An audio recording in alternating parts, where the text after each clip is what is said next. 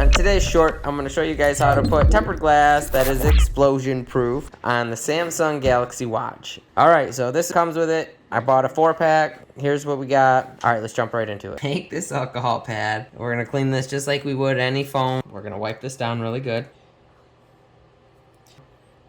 Next, we're going to go with our dust collector, which is nice because this watch is so small, you ain't got to do much. This is the back. We're going to peel it off, and we're going to stick this awesome explosion-proof screen protector perfectly center. Then I'm going to use this to apply pressure and put it on.